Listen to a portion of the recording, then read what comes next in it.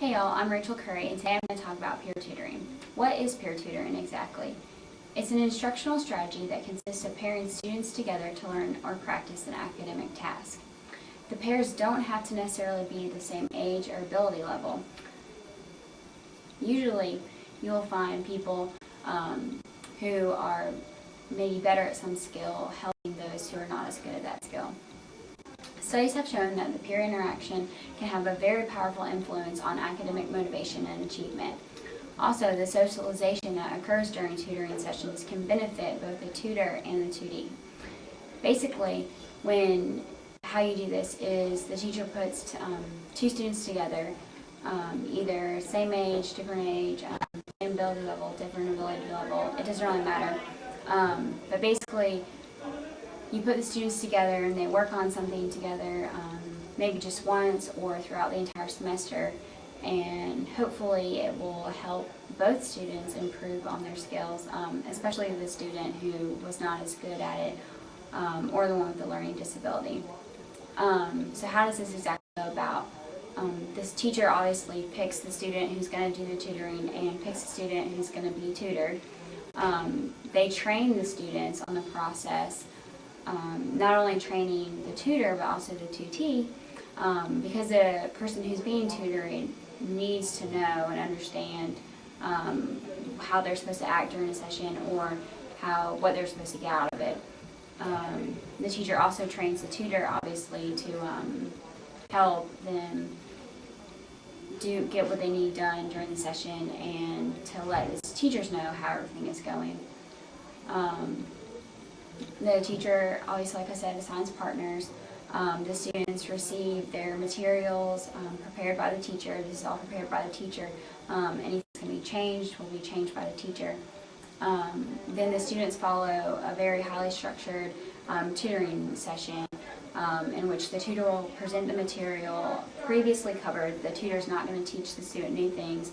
And then the tutee will then learn the material by the assistance from the tutor and give feedback to the tutor to hopefully they understand.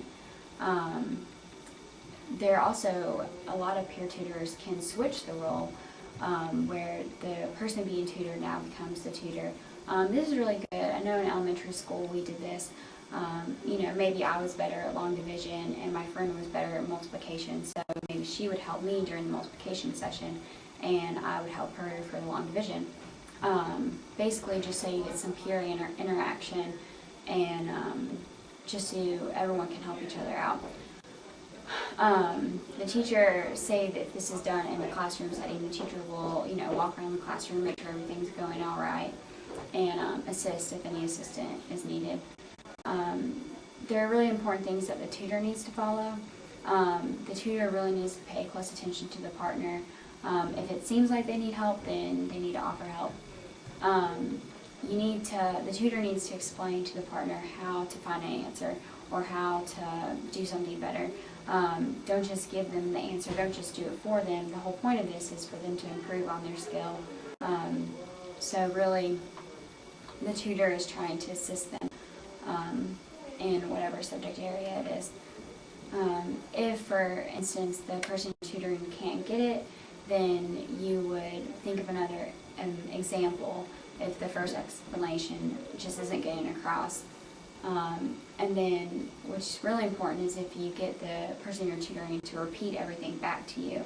That way you can really understand if they really know what they're talking about or not. There's a lot of benefits for this. It helps, obviously, the person being tutored learn the material, learn the new skill.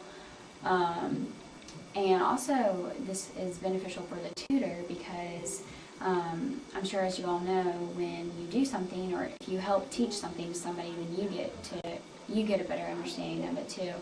This is really good for the students, especially with the students with disabilities, because you're being helped by someone that's on the same level as you. Those teachers have learned this material many years ago, and right now they might not necessarily remember a time when they didn't know the material. but the students have just freshly learned it. They just, came to realize what the teacher was trying to teach them.